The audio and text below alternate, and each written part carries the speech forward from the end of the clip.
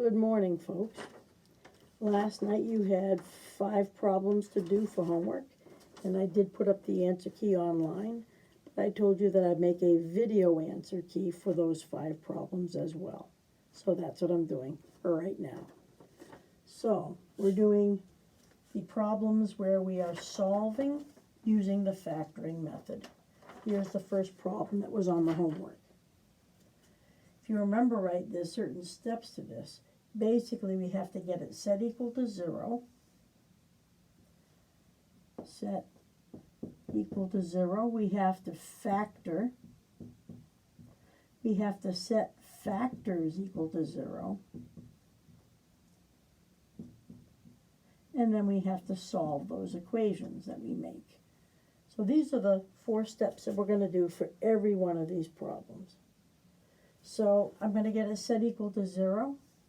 Wow, it already is set equal to 0. Thank you very much. Somebody already did the first step for me. The next step is I'm going to factor this. Well, we've learned 3 techniques of factoring. Greatest common factor, difference of 2 squares, trinomial, trial and error. Trinomial, and try can help you remember. It's with a 3-term polynomial that we would consider this. Okay, so let's take a look. Is there a common factor? There are not x's in every term. And there's nothing that goes into a 1, a 6, and a 5 evenly other than 1. By evenly, I mean with no remainder. Okay, so this is not going to be the technique we use on this problem. This is my abbreviation for difference of 2 squares. Well, there aren't just 2 terms. It's not a difference of 2 anythings because there's 3 terms, not 2. So we're not going to use that method. So we're using the trinomial, trial and error. By the way, if it had been this or this, I'd be setting up 2 sets of parentheses, each designed to hold 2 terms. But when it's a greatest common factor, I only make 1 set of parentheses and I put the GCF out front. Okay, so this one ended up being trinomial, trial and error. There's 3 terms. I'll set up my 2 sets of parentheses. And I want to make sure to put in the first positions things that multiply to give me x squared. Well, there's not many choices out there. X times x is the only choice I can think of. See, that's a 1 front, and 1 times 1 is the only possibility for getting a 1. I want to put here and here numbers that multiply to the number on the end. Well, the number on the end doesn't have many pairs of numbers. If that were a number with a lot more possibilities, I'd be listing them all, but 1 times 5 is the only possibility here. So I'll put a 1 here, I'll put a 5 here. If you would put the 5 here and the 1 there, it doesn't matter. And then finally, we need to know if this middle term works out. Well, this times this is where that term comes from. This times this is where that term comes from. This term comes from the multiplication of the outers added to the multiplication of the inners. So 5, I'm going to multiply the outside 2 things, 5x. I'll multiply the 2 close together things, or the inners as they call them, 1x. Could that ever be added or subtracted to give me a positive 6x? Well, yes. If they were both positive, that would be a positive 6x when I combine them. So I put my plus signs here, and I have factored. However, we are using factoring to solve an equation. So we're not done yet.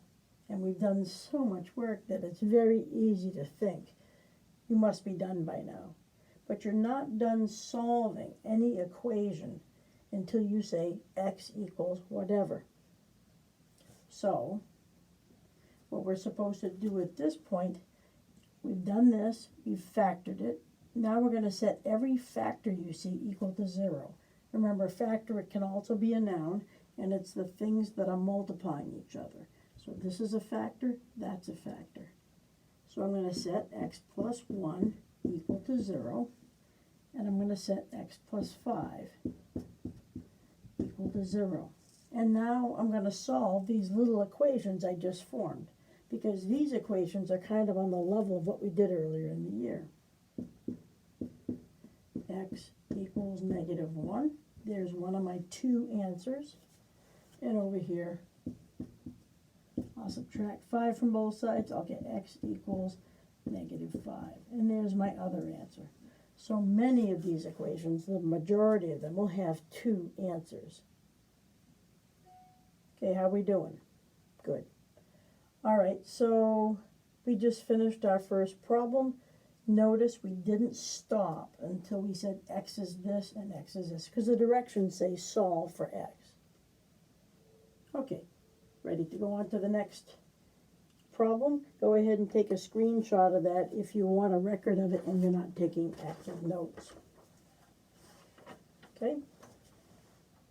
So the directions for these all would be solve by the factoring method. There are things that aren't factorable, but I would never ask you to solve something that's not factorable by that particular technique. There are other techniques lurking down in your future that you can use for those. Problem 2 was x squared equals 5x. So notice again, we've got to have it set equal to 0. Well, right now there's not a 0 on one side or the other of that equal sign. So I've got to get both terms over to the same side.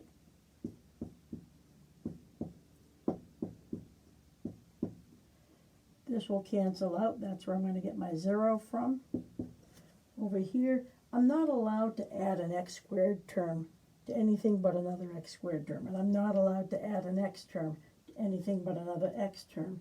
So both terms will appear here, and they won't be combined with each other. Always list the higher powers of x. Here's x to the second, here's x to the first. So they should always be starting with the highest power of x, and then the next term, and the next term is determined again by the sizes of the powers of x. Okay, and now it's time to factor. So we've set it equal to 0, and now it's time to factor. Let's see if there's a greatest common factor. Oh my goodness, both terms have x's in them. There's no number other than 1 that goes into 1 and 5 evenly. So my greatest common factor is just the fact that every term has x. So whenever it's a greatest common factor, I draw just one set of parentheses, and I put my greatest common factor out front.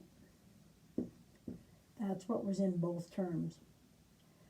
And then I do kind of like a backwards multiplication, because when we factor, we're not changing the value of what we have. We're just changing the way it's represented. It's like taking a 2 times 3 and writing a 6, or a 6 and writing a 2 times 3. They're equal to each other, and they must be. So I want to say x times what is x squared? Well, x times x would be x squared. X times what would give me this? X times a -5 is a -5x. We have just factored. We have done this step right here, and we happen to use the greatest common factor technique of factoring. But I'm not done. I have to tell what x is, so I have to set each factor. This is an itty-bitty factor. See, this is multiplying that. Who said factors always had to have two terms in them? So I'm going to set this factor equal to 0, and I'm also going to set the x minus 5 equal to 0. That's me doing this step. Now I'm going to solve them. Well, x is already alone here. Thank you very much. It's already solved. Over here, I go plus 5, and I can see x is equal to 5. And there's my other solution. So we have just done the second problem. Screenshot between each problem if you wish to keep a record of these.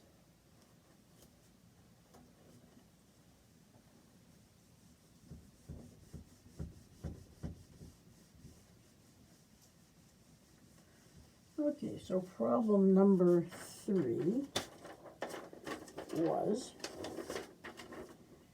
81 x squared minus 25 equals 0. Okay, so we need to get a set equal to 0, and it already is. Somebody already made sure we got one that was like this, so we don't need to perform step 1. It was done for us. Now it's time to factor, which means to write it as multiplication, and here's our 3 techniques of factoring. Is there a greatest common factor? Can you think of a number that goes evenly without remainder into this number and this number? I can't. Okay, so are there x's in both terms? No, there aren't. So guess what? No greatest common factor will be used in this problem. This stands for difference of 2 squares. Is that a difference symbol? Difference means subtraction. So it's a difference. And is that a perfect square, and is that a perfect square? If you can think of something times itself that gives you 25, 5 times 5, or something times itself that gives you 81x squared, 9x times 9x, then these are both squares, and that is a difference sign. If that were a plus sign, all bets would be off. Difference of 2 squares, the word difference and 2 squares make all the difference. Because if it isn't in that class, we're not going to be trying to factor it this way.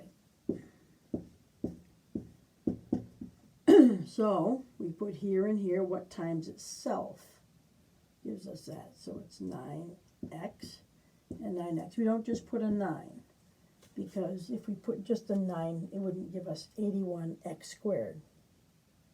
Now we put what times itself gives us a 25. If you have not been watching my videos, then it's like you're coming to class and not taking advantage of any of the teaching that's being done. Then you're trying to go do homework. So if this is looking very new to you, there is a video for each of these methods of factoring. So I put one up. So just look in the days preceding this and you'll find those videos. And the solving process also had its own video. Okay, and then the signs, one of each sign. It doesn't matter which one comes first. Because you see, this gives me a negative 45x. This gives me a positive 45x, which ends up ending, all the x's drop out. That's why you don't see an x term up there. Are we done? No, we have factored, but we haven't set our factors equal to 0 and actually find out what x is yet. So 9x plus 5 equals 0, and 9x minus 5 equals 0. And now I'm going to get x alone, so I'm going to bring him over there by subtracting. And now I'm going to get rid of the 9 here by dividing, because it's multiplying the x. So what we have is x equals negative 5 over 9. Don't worry that it's a fraction. Who cares? Just leave it that way. You don't have to turn it into a decimal. Now looking over here, same thing. Add 5 to both sides. When I add 5, this will go away. So I get a 9x is equal to 5. And now to get x alone, I got to get rid of the multiplication by 9. This cancels, leaves x equals 5/9. There are your two answers. You see how these two answers look identical in size, but one's negative and one's positive? They will sometimes in answer keys write x equals plus or minus 5/9. They're trying to save ink. So this plus or minus symbol sometimes is a way of saying both of these. Okay? All right, so now we're on to, we just got to the point where we set up our equations and we solved them. So we've got our answers. We know what x is. Time to do another problem. So take your screenshot if you want. And I will get ready to put up the next problem.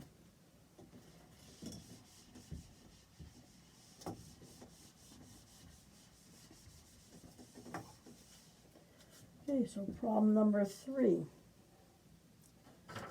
Actually, that was problem number 3. I didn't change the problem number the last time. So this is problem number 4.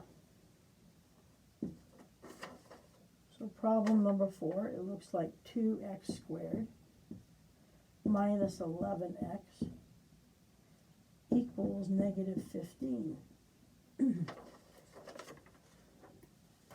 So with this one, I got to get a 0 over here, so I'm going to bring the 15 over here. I always leave the squared term on the side where it's positive. So let's go ahead and bring the 15 over by adding 15.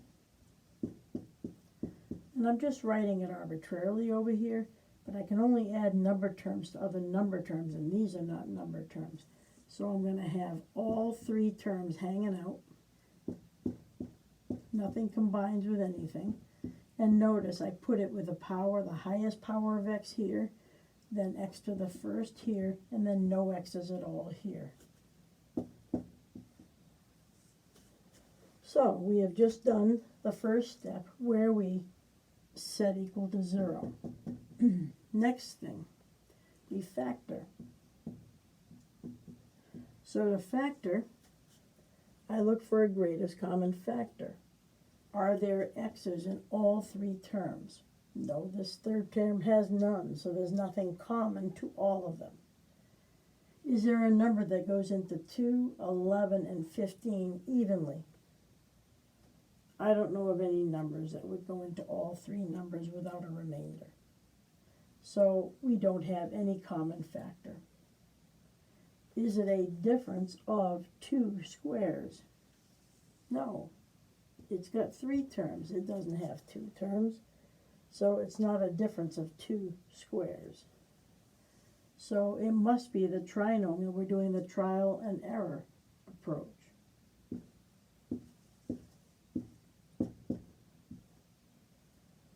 So this is kind of like the first one we did, except now with the 2x squared, I'm going to go ahead and list all the pairs of numbers I can multiply to give me 2x squared. 2 and 1 is the only factors of 2 that I can think of. So I'm going to write not just a 2 and a 1. I'm going to write a 2x and a 1x, which I'll usually just write like this. I know that the last 2 numbers have to multiply to give me this number. But 15 has more than one possible pair of numbers. It could be 1 times 15, or it could be 3 times 5.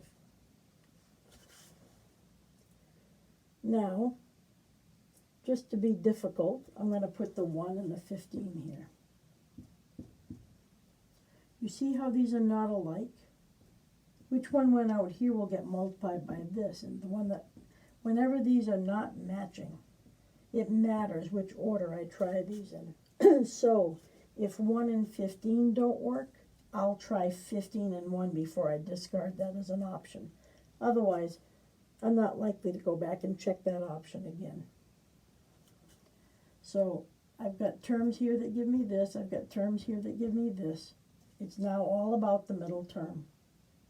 So this times this, 2x times 15 is 30x. And 1 times x is just a 1x. If I combine these 2 terms, can I ever get a negative 11x out of it? Just combining like terms? No. It would either give me some form of a 31 or possibly a 29. It's not going to come anywhere close to this. So that just means I haven't stumbled on the right combination yet. That's what trial and error means. So before I throw out the 1 and 15 as a possibility, I'm going to try the 15 here and the 1 over here. This is why it's good to use pencil when you do this and write lightly. So now let's check. The outers multiplied to be a 2x, and the inners multiplied to be a 15x.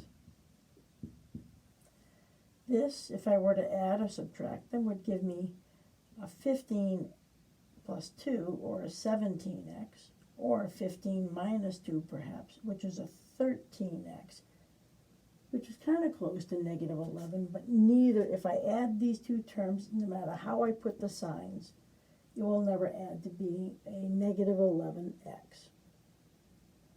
So we tried 15 and 1, we tried 1 and 15, and neither worked with this. So we're going to just kick 15 and 1 to the curb. That gives us 3 and 5. So I'll put those in, and let's see what we can do. Again, I already know that my list ensures that the first two terms work out. We're just checking the middle term. The outers multiply to be 10x. The inners multiply to be 3x. Could that ever give me a negative 11x if I had my way about the signs? No, it couldn't. It'd either give me a 7x of some form or a 13x. But again, because these are different, it mattered whether I put the 3 or the 5 out here. So I better try the combination of 5 and 3 before I throw out the pair. Okay, and by the way, if this strikes out with all of those turned around, then perhaps the thing that I give you is not factorable. But I'll never ask you to solve an equation by that method unless it is factorable. Let's check the outside ones. 3 times 2x is 6x.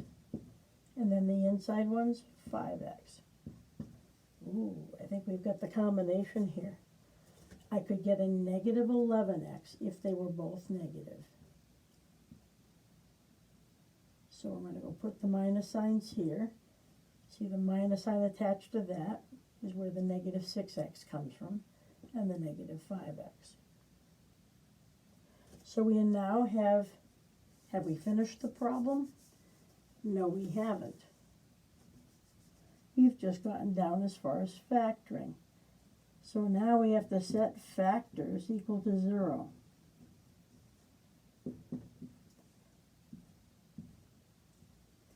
And so I set 2x minus 5 equal to 0, and I set x minus 3 equal to 0, and then I solve both of these. Add 5 to both sides. So 2x is equal to 5. Now get x alone, it's being multiplied by 2, so we divide by 2. X equals 5 halves. There's my first answer. Over here, add 3 to both sides. We now have x equaling 3. There's our other answer. So there we are. That's the end of problem 4.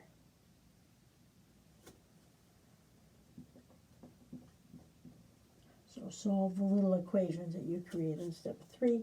So we set these up, and then we solve them, and that's where our answers came from. Notice these problems have more than one answer. Right after I'm done this next problem, which is the last problem that was on your homework, I'm going to tell you one very helpful fact. So hang out with me for another 30 seconds afterwards. Number 5. The problem was 8x to the third minus 50x. X equals 0. You have to really double check when you write down the problem that you wrote it down right. Okay, so here we go again. Make sure you have a 0 on one side of the equal sign. We already do. Check. Now it's time to factor. And we see if there's a greatest common factor. If there is, we're going to draw one set of parentheses and put the greatest common factor out front. Okay, so what goes in evenly into 8 that also goes into 50? Well, I know 8 goes into 8, but if I take my calculator, having a calculator handy can be helpful, especially if you're not really strong with your times tables. But 8 doesn't go into 50 evenly. It'll have stuff after the decimal point. Maybe it's 4. 4 goes into 8. But if I take 50 divided by 4, I'm not going to get a nice clean number. I'm going to get not an integer, but something with stuff after the decimal. Maybe it's just a 2. 2 goes into 8 evenly. 2 goes into 50 evenly. So definitely a 2 belongs out front. Then I noticed there are x's in both terms. And when you have x's in both terms, the most you can afford to bring out front is the one with the least amount of x factors. So this is how I'm going to write it. And then we play the backwards multiplication game. 2x times what gives us this? Well, the 2 needs to multiply by a 4 to make it be an 8. The x, remember we add exponents, it's a 1. What power of x do I need? I need to have x to the third, so I need x squared of them. This times what gives me a negative 50x? Well, a positive times a negative is going to give me the right sign. And 2 times 25. And I don't need any more x's because this x times any additional x's would make me not get x to the first. So guess what? We have done factoring. Or have we? Do you remember that you aren't done factoring until no factor can be further factored? When we pulled this out front, that's not going to factor further. But inside here, that looks like one of these 3 types of factoring. Do you see which one it is? Is there a common factor? I don't think so, because we've already successfully pulled it out. Oh, but is it a difference of 2 perfect squares? I think so. So we're going to bring down the 2x. It hasn't gone anywhere. But we're going to write this in factored form as well. What times itself gives you 4x squared? 2x and 2x. What times itself gives you 25? And then put one of each sign. So that is how you factor a difference of 2 squares. We have now fully factored. And you should always, when I say factor something, I always mean fully factored. So we have fully factored this problem. Am I done? I'm only at this stage. Now it's time to set every factor equal to 0 and solve those resulting equations. Now you might wonder, well, how many factors do I have? You have 3 in this case. The factors are the quantities multiplying each other. And even though he's a little guy, he's a factor, he's a factor, and he's a factor. So I'm going to set 2x equal to 0. I'm going to set 2x plus 5 equal to 0. And 2x minus 5 equal to 0.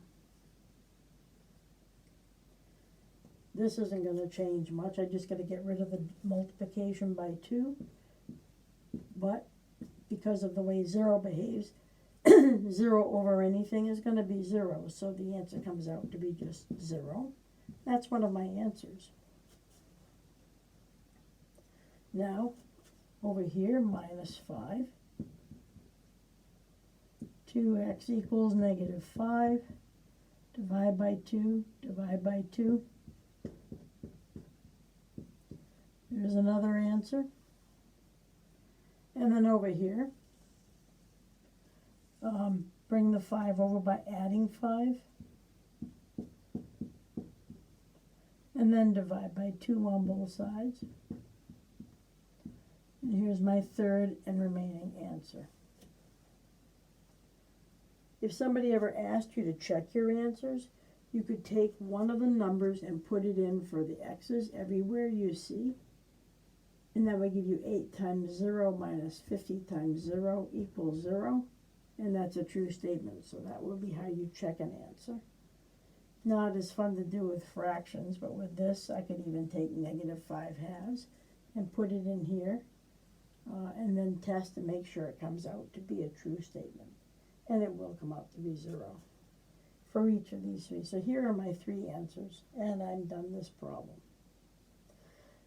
Now I'm going to spend 30 seconds saving you a ton of work on a certain type of problem that you might get. You might think that the person giving you the problem is tricky. Maybe they're tricky. If I gave you something like this,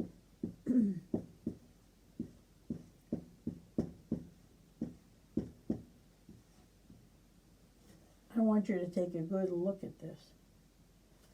I'm supposed to get it set equal to 0. It already is. I'm supposed to factor this side. Wait, this is already written as something times something. It's already factored. Somebody already did the first 2 steps for you. So therefore, resist the urge to start multiplying out. You're just undoing that step that the person so kindly did for you. You want it. So what that means, if we're going to set equal to 0, I shouldn't have erased that, and then I'm going to factor, and then I'm going to set each factor equal to 0, and then I'm going to solve those little equations.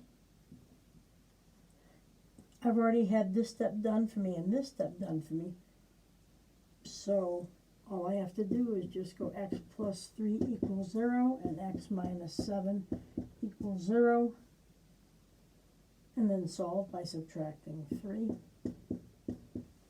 Add 7 to both sides, and those are the 2 fastest answers you could ever hope for. But I know a lot of people start multiplying out, and what they're undoing is the factoring that somebody else did for them. And then you have to turn right around and factor it again, so that doesn't make sense.